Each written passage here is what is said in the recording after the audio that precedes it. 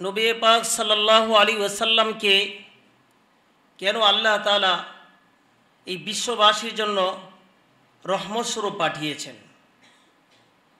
এ মর্মে আল্লাহ তাআলা কোরআনে কারীমে সূরা আম্বিয়ার মধ্যে বলতেছেন, ওমা আরসালনাকা ইল্লা রাহমাতাল লিল আলামিন।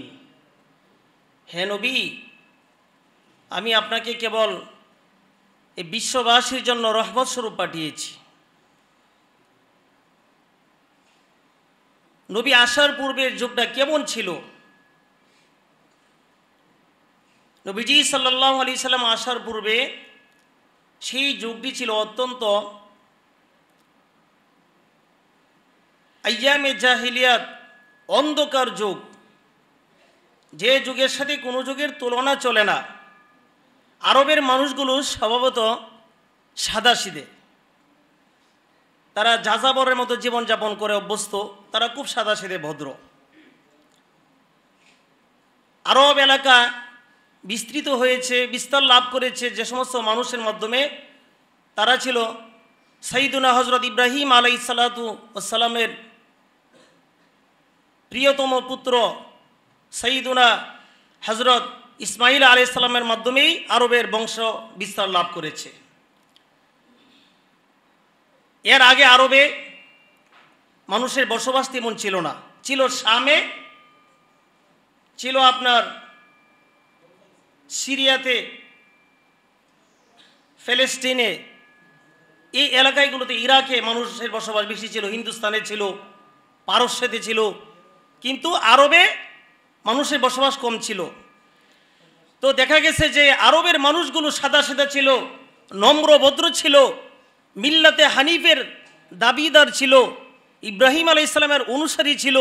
তারা একসময় এক আল্লাহর উপাসনা করত, কিন্তু কালের বিবর্তনে এই মানুষগুলো চরম বিপদের সম্মুখীন হয়ে চরমভাবে তারা শিরিকে, কুপ্রথায়, বিভিন্ন রকমের জাহিলিয়াতে কর্মকাণ্ডে তারা লিপ্ত হয়ে গেল। এমনকি শিরিক করতে করতে এক পর্যায়ে এরকম পর্যায়ে চলে গেল, পৃথিবীর আদিঘর বাইতুল্লাহ, পৃথিবীর সবচেয়ে সম্মানিত স্থান কাবা ঘরকেও তারা ছাড়লো না, সেখানেও প্রায় ৩৬০টি মূর্তি স্থাপন করল। এবং তারা এটাকে এক একটা মূর্তিকে এক একটা আল্লাহ বানায় ফেললো। কেউ রিজিক দাতা, নাউজুবিল্লাহি মিন যালিক, কেউ বরকত দাতা, লাত, উজ্জা, এই সে অনেক নাম টাম তারা দিয়ে ফেললো। তো এই পর্যায়ে এই দিনে হানিফের অনুসারী মানুষগুলো এই পর্যায়ে ছিল।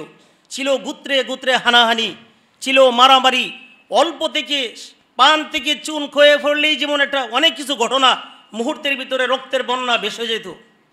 সেই অবস্থায় সৈয়দুল মুরসালিন, খাতামুন নবীয়্যিন, দুজাহানের বাদশাহ নবী মুহাম্মদ আরবি সাল্লাল্লাহু আলাইহি ওয়াসাল্লামকে রহমতের বার্তা দিয়ে দুনিয়াতে প্রেরণ করেছেন। আল্লাহ রাসূল সাল্লাল্লাহু আলাইহি ওয়াসাল্লামের মিশনটা কি ছিল? এই মর্মে আল্লাহ তাআলা বলেন, ইয়া আইয়ুহার রুসুলু বাল্লিগ মা উনজিলা ইলাইকা মির রাব্বিক। হে রসুল, আপনার প্রতি যা অবতীর্ণ করা হয়েছে সেগুলো আপনি প্রচার প্রসার করুন। নবীজি সাল্লাল্লাহু আলাইহি সাল্লাম প্রচার কার্যে বের হলেন।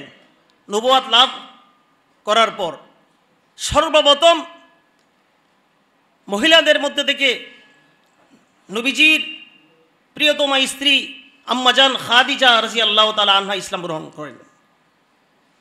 এরপরে আবু বকর সিদ্দিক আকবর রাদিয়াল্লাহু তাআলা আনহু, যুবকদের মধ্যে হযরত আলী কাররামাল্লাহু ওয়াজহু ইসলাম ধর্ম গ্রহণ করেন। তো নবীজি সাল্লাল্লাহু আলাইহি সাল্লাম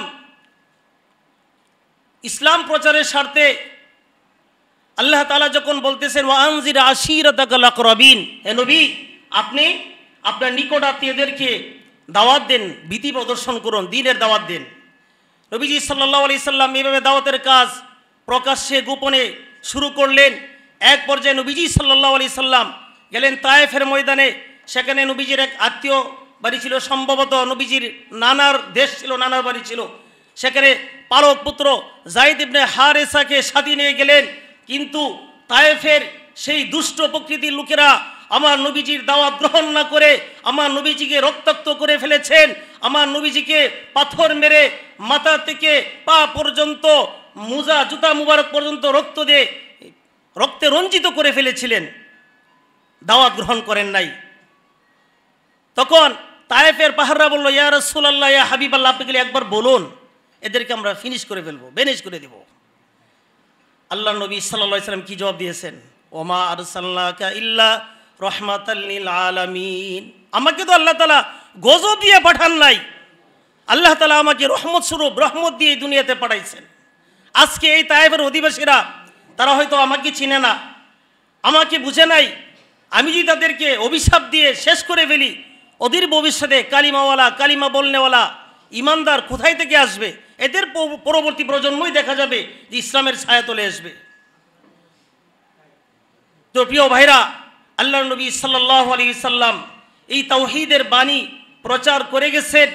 নবীজি সাল্লাল্লাহু আলাইহি সাল্লাম জায়গায় জায়গায় শুরু দিকে মক্কি জীবনের 13টি বছর বিভিন্ন জায়গায় লাঞ্ছনার শিকার হয়েছেন। আমরা জানি যে শিয়াবে আবি তালিবে নবীজি সাল্লাল্লাহু আলাইহি সাল্লামকে প্রায় 3 বছর গৃহবন্দী অবস্থায় রেখে দিয়েছেন। সিরাতের গ্রন্থগুলো ঘাটাঘাটি করলে পাওয়া যায় কি কষ্ট করেছেন সাহাবায়ে কেরাম, কি কষ্ট করেছেন নবীজির প্রিয় ছোট ছোট কন্যাগুলো, কি কষ্ট, কি নির্যাতন, কি জুলুমের শিকার হয়েছেন। সেই পাহাড়টা যারা আল্লাহ তাআলা তৌফিক দিয়েছেন তাদেরকে মক্কাতুল মুকাররমা যাওয়ার, তারা দেখছেন কাবার একটা পাশে সেই পাহাড়ে নবীজি সাল্লাল্লাহু আলাইহি সাল্লাম তার ফ্যামিলি সহ, সাহাবা সহ তাদেরকে একেবারে কি জুলুম নির্যাতন করেছেন। দিনের দাওয়াত দিতে গিয়ে নবীজি সাল্লাল্লাহু আলাইহি সাল্লাম অনেক জুলুম নির্যাতনের শিকার হয়েছেন, কিন্তু নবীজি সাল্লাল্লাহু আলাইহি সাল্লাম কখনো কাউকে অভিশাপ দেন নাই, কখনো কাউকে অভিশাপ দেন নাই। এই জন্য আল্লাহ তাআলা বলেন, ওমা আরসালনাকা ইল্লা রাহমাতাল লিল আলামিন।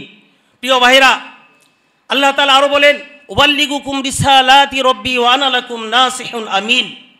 আমি তোমাদেরকে পৌঁছে দিচ্ছি আমার প্রভুর রিসালাত, আমি তোমাদের বিশ্বস্ত হিতাকাঙ্ক্ষী। ওয়া আনা লাকুম নাসিহুন আমিন।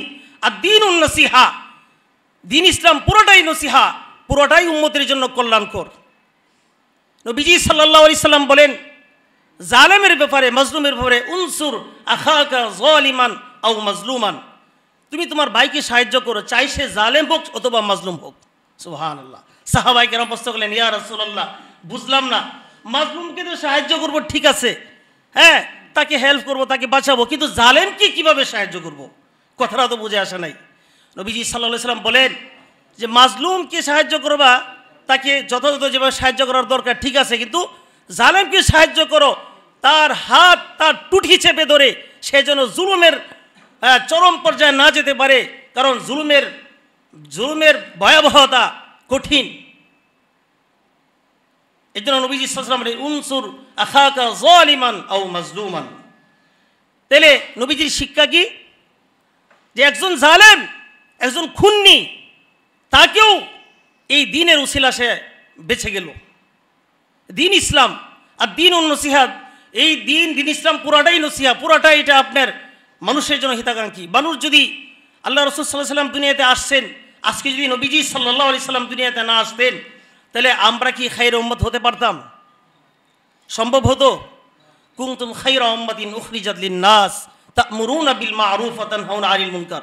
আমরা তো সর্বশ্রেষ্ঠ জাতি, সর্বশ্রেষ্ঠ উম্মত, যে উম্মত হওয়ার জন্য অনন্য নবীর উম্মতেরা দোয়া করেছেন, আকাঙ্ক্ষা করেছেন, এমনকি নবীরাও পর্যন্ত আকাঙ্ক্ষা করেছেন, আল্লাহ কেমন নবী তুমি দুনিয়াতে পাঠাইছো, আল্লাহ